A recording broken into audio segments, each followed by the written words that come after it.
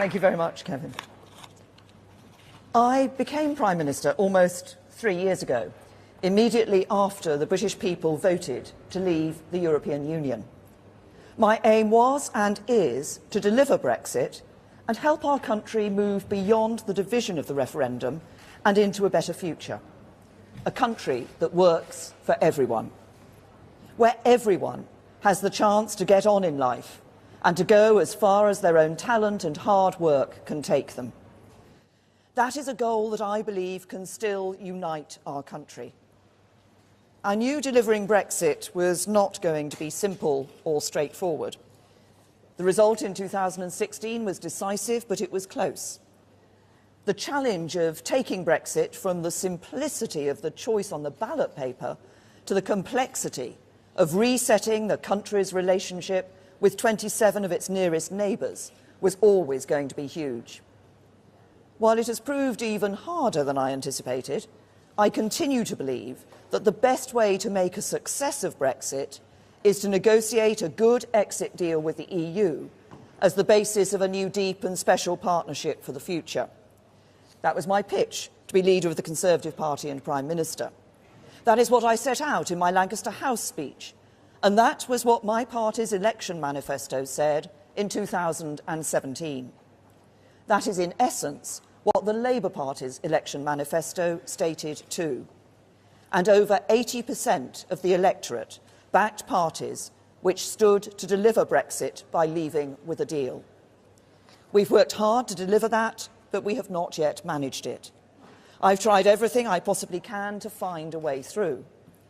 It's true that initially I wanted to achieve this predominantly on the back of Conservative and DUP votes. In our parliamentary system, that is simply how you normally get things done. I sought the changes MPs demanded. I offered to give up the job I love earlier than I would like. And on the 29th of March, the day we were meant to leave the EU, if just 30 MPs had voted differently, we would have passed the withdrawal agreement and we would be leaving the EU. But it was not enough. So I took the difficult decision to try to reach a cross-party deal on Brexit.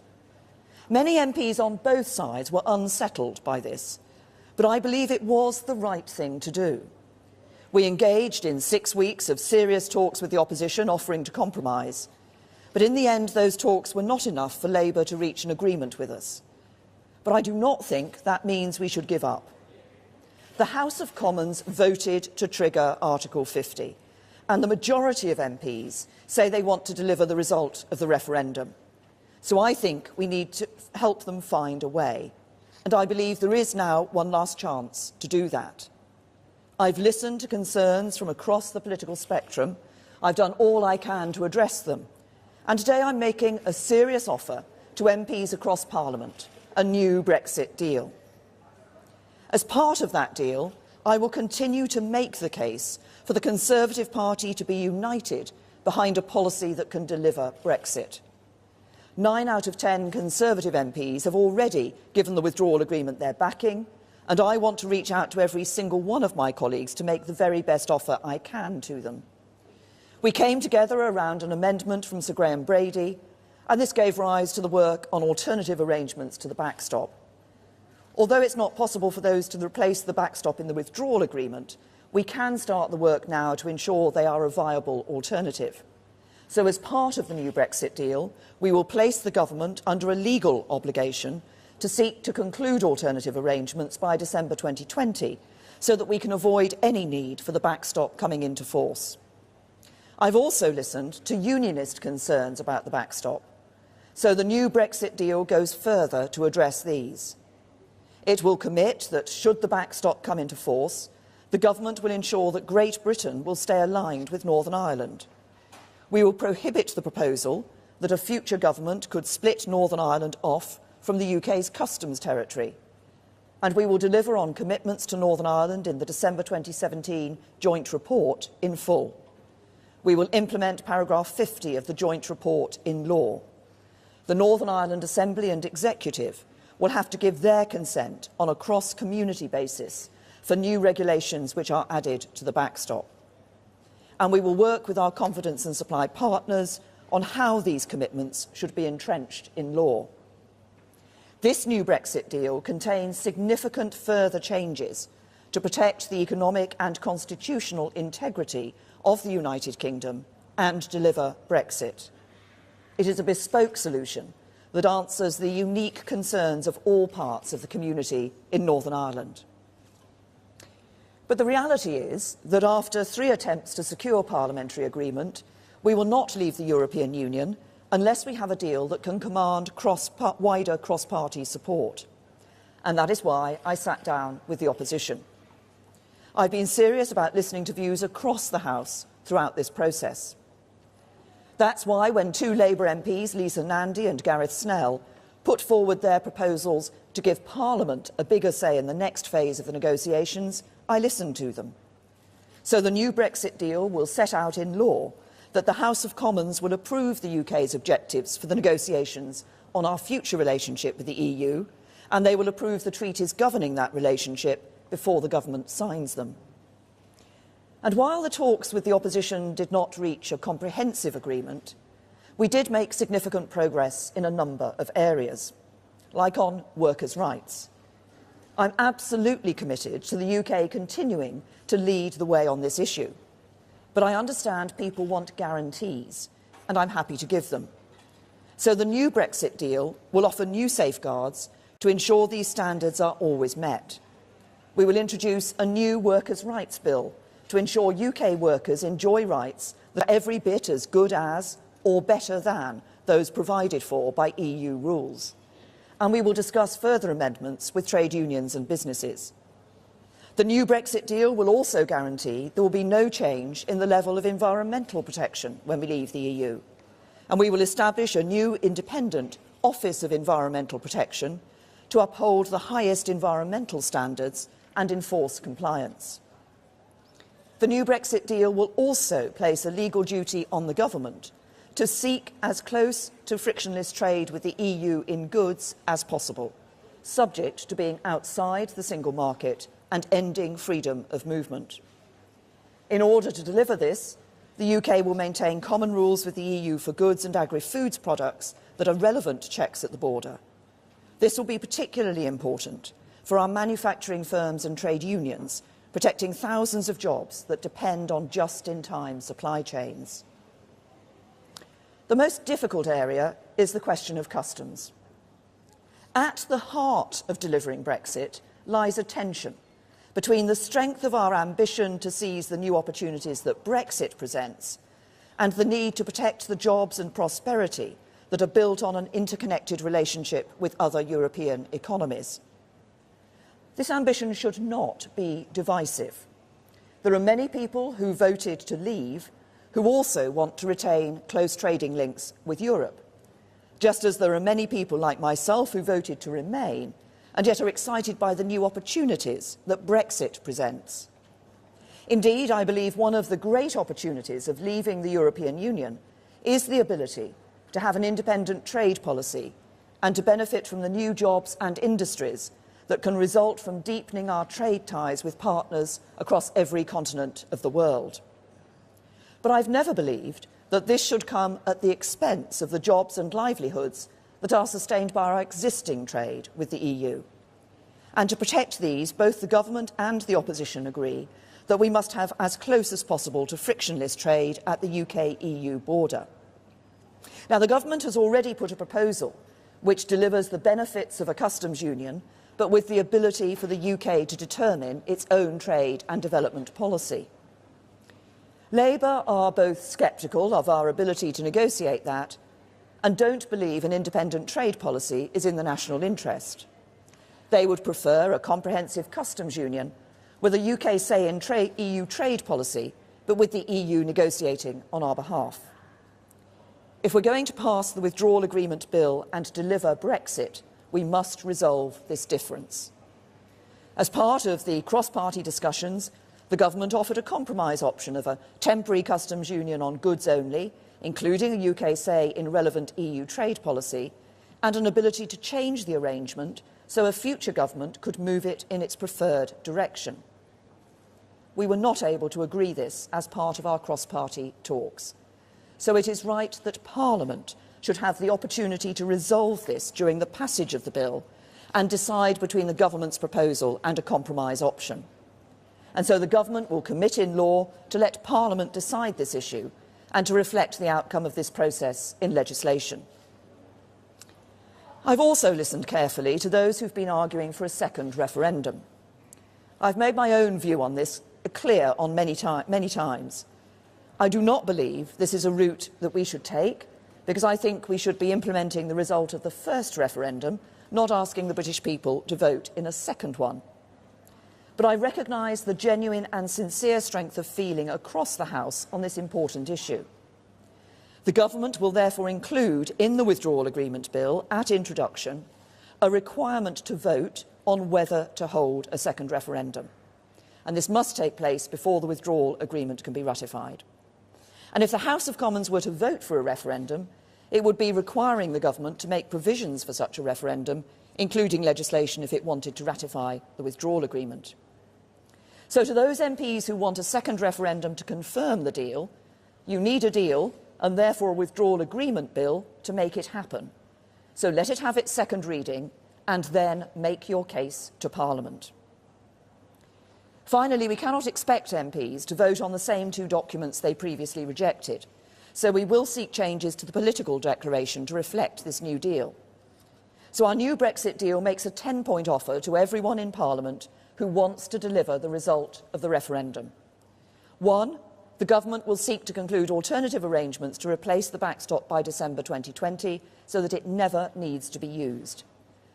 2, a commitment that should the backstop come into force, the government will ensure that Great Britain will stay aligned with Northern Ireland. 3, the negotiating objectives and final treaties for our future relationship with the EU will have to be approved by MPs. 4, a new workers' rights bill that guarantees workers' rights will be no less favourable than in the EU. 5, there will be no change in the level of environmental protection when we leave the EU.